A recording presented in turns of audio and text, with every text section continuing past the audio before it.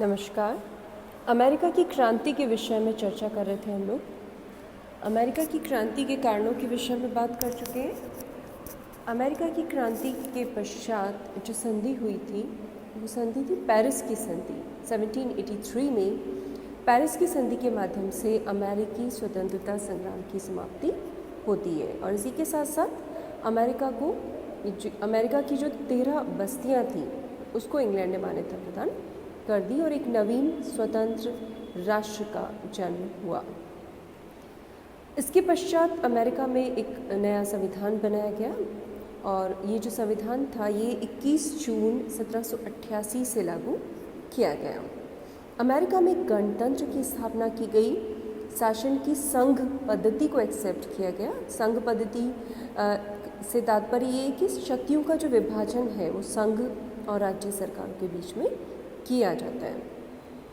नया जो संविधान बना उसमें अमेरिका के नागरिकों को बहुत सारे अधिकार दिए गए, जिनमें सबसे प्रमुख अधिकार थी भाषण का अधिकार, प्रकाशन या प्रेस की स्वतंत्रता, धर्म की स्वतंत्रता और कानून के अनुसार न्याय प्राप्त करने का अधिकार। ये जो नया संविधान था इसमें किसी भी व्यक्ति का कानूनी प्रक्रिया के अलावा उसको जीवन, संपत्ति या स्वतंत्रता से वंचित न रखे जाने की गारंटी प्रदान की गई। ये जो संविधान था इसके अनुसार मार्च 1779 में नई सरकार का गठन हुआ और जिसके प्रथम जो राष्ट्रपति हैं वो जॉर्ज वॉशिंगटन को बनाया गया। जो टॉपिक है हमारा वो ये कि ये जो अमेरिका का स्वतंत्रता संघर्ष हुआ इसमें इंग्लैंड को पराजय का सामना क्यों करना पड़ा। तो टॉपिक है अंग्रेज़ों की असफलता के कारण। ये जो अंग्रेज़ों की पराजय थी एक अत्यंत ही आश्चर्यजनक तथ्य था, क्योंकि सप्तवर्षीय युद्ध के बाद इंग्लैंड को लगभग अजेय माना जाता था और अमेरिका की तुलना करें हम इंग्लैंड से तो अमेरिकन पक्ष जो है वो काफ़ी कमज़ोर था। उसकी स्थिति जो थी अंग्रेज़ों की तुलना में बहुत ही कमज़ोर थी। इंग्लैंड के पास बहुत बड़ा औपनिवेशिक विशाल साम्राज्य था।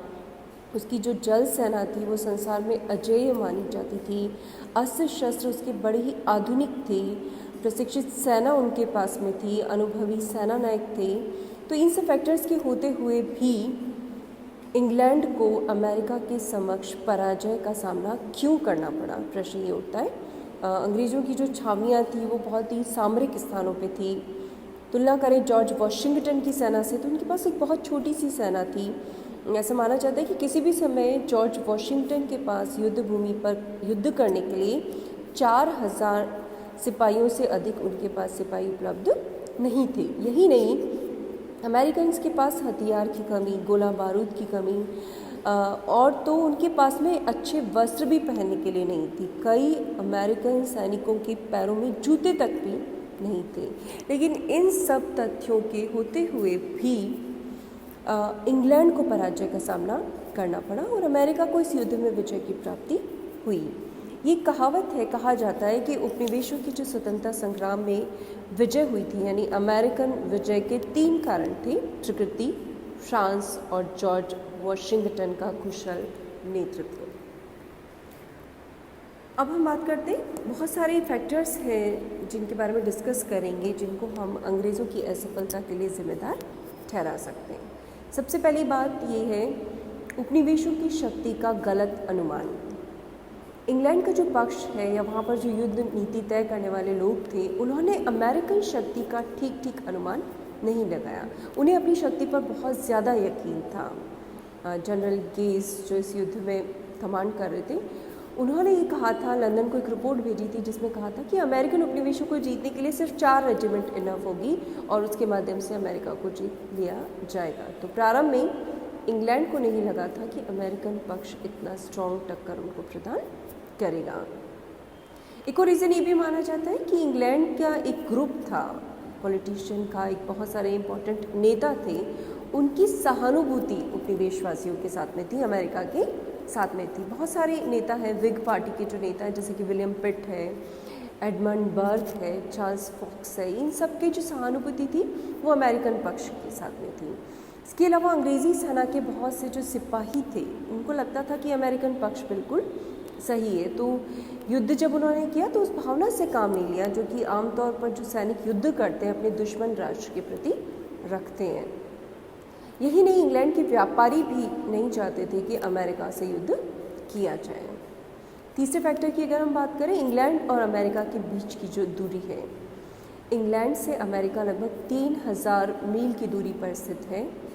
उस समय यातायात के साधन भी इतने अच्छे नहीं थे, तो ये दूरी और भी कठिन हो गई थी उनके लिए। इसके साथ ही साथ सैनिक सहायता वहाँ तक पहुँचाना, अमेरिका तक पहुँचाना एक बड़े ही मुश्किल कार्य था। और ये कार्य और मुश्किल तब हो गया जब फ्रांस और स्पेन, इनकी जो नौसेनाएं थी, इन्होंने अटलांटिक महासागर पर अंग्रेज़ों की जो रसद पूर्ति रेखा थी उसको पूरी तरह से नष्ट कर दिया। इसके अलावा अंग्रेज़ों को स्थानीय सहयोग नहीं मिलता था अमेरिकन से। युद्ध के जो केंद्र थे वो बड़े लंबे क्षेत्र में फैले हुए थे, लगभग 1000 मील के क्षेत्र में युद्ध के क्षेत्र फैले हुए थे। जो उपनिवेशवासी थे उनको अपनी धरती की भौगोलिक जानकारी थी, इसलिए उन्हें तो कोई परेशानी का सामना नहीं करना पड़ा। लेकिन अंग्रेज़ चूँकि दूसरे देश में लड़ रहे थे, विदेश में लड़ रहे थे, इसलिए उन्हें इन तमाम फैक्टर्स के बारे में उनको इन तमाम चीज़ों से नेगेटिव समझौता मिला। उसके बाद बात करते हैं जॉर्ज तृतीय की अकुशलता। जॉर्ज तृतीय जो थे इंग्लैंड के शासक, बहुत से इतिहासकार मानते हैं कि जॉर्ज तृतीय ही अमेरिका की क्रांति के लिए उत्तरदायी हैं। वो उनका ये मानना है कि जॉर्ज तृतीय ने स्थिति का सही अनुमान नहीं लगाया। उन्होंने नहीं देखा कि अमेरिका की जनता राजनीतिक दृष्टि से कितनी व्यस्त हो चुकी है, और ऐसी स्थिति में वो जब अपने अधिकारों की मांग कर रही है, तो इंग्लैंड में भी जो जॉर्ज तृतीय, उन्होंने जो अधिकार मांगने वाले लोग थे उनका दमन किया था। तो उनसे ये अपेक्षा नहीं की जा सकती थी कि वो उपनिवेशों को अधिकार और स्वतंत्रता प्रदान कर देते। साथ ही साथ जॉर्ज तृतीय जो थे वो काफ़ी अलोकप्रिय थे। उनके जो ऑफिसर्स थे, अधिकारी थे, वो बड़े अयोग्य थे। तो इस चीज़ ने भी उपनिवेशवासियों के लिए विजय के मार्ग को सुलभ करवा दिया। जॉर्ज तृतीय जो थे वो परिस्थिति को समझ नहीं पाते थे। स्थिति की गंभीरता या दूसरे की योग्यता को समझने की, परख करने की योग्यता उनमें नहीं थी।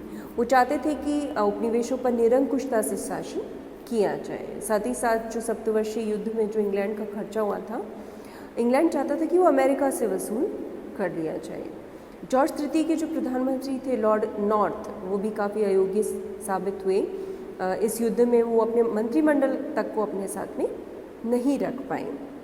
अमेरिकन मामलों के जो मंत्री थे लॉर्ड जर्मन, वो इंग्लैंड में बैठे बैठे युद्ध का संचालन कर रहे थे और नए नए आदेश अपने सेनापतियों को दिया करते थे, और जिससे वो परिस्थिति को नियंत्रित नहीं कर पाए। तो बहुत सारे रीजंस हैं। इंग्लैंड की जो पॉलिटिक्स है उसको जॉर्ज तृतीय कंट्रोल नहीं कर पाए। बहुत सारे मंत्रिमंडल इस दौरान बने जिनके बीच में कोई तालमेल हमें दिखाई नहीं देता है। तो सरकार के पास कोई नीति नहीं थी, कोई योजना नहीं थी, ना दृढ़ निश्चय था, सैनिक योजना भी उनके पास में नहीं थी। जबकि अमेरिकन उपनिवेशों में रहने वाले लोग जो हैं वो पिछले काफ़ी समय से असंतुष्ट थे, जिसके बहुत सारे कारण थे। तो इंग्लैंड की सरकार ने उनकी समस्याओं को सुलझाने में ज़्यादा रुचि नहीं दिखाई और ये समस्या आगे बढ़कर इतनी पेचीदा बन गई। नेक्स्ट जो रीज़न माना जाता है वो वॉशिंगटन का कुशल नेतृत्व। जॉर्ज वॉशिंगटन के योग्य और कुशल नेतृत्व ने भी अमेरिकन उपनिवेशवासी जो थे उनकी सफलता में एक बहुत बड़ा योगदान दिया है। जॉर्ज वॉशिंगटन बहुत बड़े देशभक्त थे। उनकी बुद्धिमानी, उनके नैतिक साहस ने अमेरिकन लोगों को प्रेरणा प्रदान की।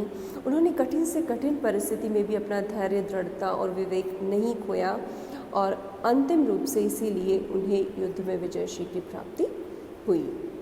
वॉशिंगटन का जो चरित्र था वो काफ़ी उत्कृष्ट था। उसके बारे में आधुनिक काल के विद्वान हैं CDM कैटबली, उन्होंने आधुनिक काल के इतिहास में लिखा है कि जॉर्ज वॉशिंगटन शांति में प्रथम, युद्ध में प्रथम और अपने देशवासियों के हृदय में प्रथम थे। तो उन्होंने जो कंट्रीब्यूशन दिया, उनके नेतृत्व में जो युद्ध लड़ा गया, तो उनके व्यक्तित्व का एक बहुत इम्पॉर्टेंट योगदान माना जाता है। उनको कहा जाता है कि वो एक व्यक्ति नहीं थे बल्कि गौरव और संतुलित अनुशासन के मानव अवतार थे। उनमें उनकी कोई अपनी व्यक्तिगत महत्वाकांक्षा नहीं थी, उनके व्यवहार में कोई कृत्रिमता नहीं थी। तो उनके नेतृत्व को अमेरिकन लोगों ने बहुत अच्छे से एक्सेप्ट किया और इस तरह से युद्ध में विजयश्री प्राप्त हुई।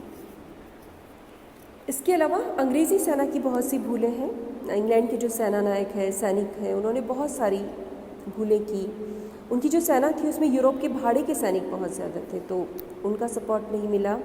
बहुत ज़्यादा जो सेना नायक हैं जैसे कि हो है, बुरगोयन है, इन्होंने बहुत सारे अवसरों पर पूरी निष्ठा से अपने कर्तव्यों का पालन नहीं किया। सबसे इम्पॉर्टेंट जो रीज़न माना जाता है वो है फ्रांस का उपनिवेशों के पक्ष में लड़ना।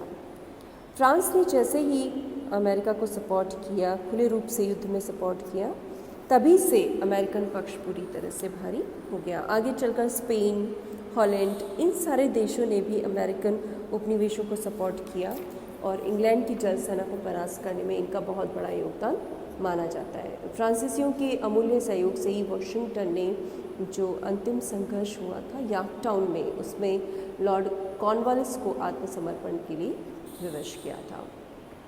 और एक और इम्पॉर्टेंट कारण है अमेरिकी सेना द्वारा छापामार प्रणाली को अपनाना।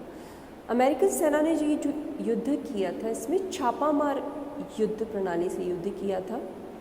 इंग्लैंड के जो लोग थे इसमें ज़्यादा कुशल नहीं थे। ज़्यादातर जो युद्ध हुआ है वो इसी पद्धति से किया गया है और इसकी वजह से जॉर्ज वाशिंगटन को कुछ इम्पॉर्टेंट सामरिक केंद्रों की सुरक्षा करनी थी, जबकि कॉर्नवालिस को या हो जो दूसरे जनरल्स थे उनको एक पूरे महाद्वीप को अपने जीतना था, उसके नियंत्रण में लाना था। तो ये जो डिफरेंस है इसको वो लोग समझ नहीं पाए।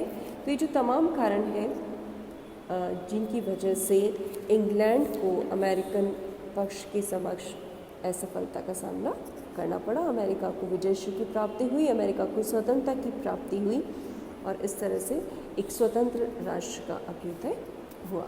Thank you.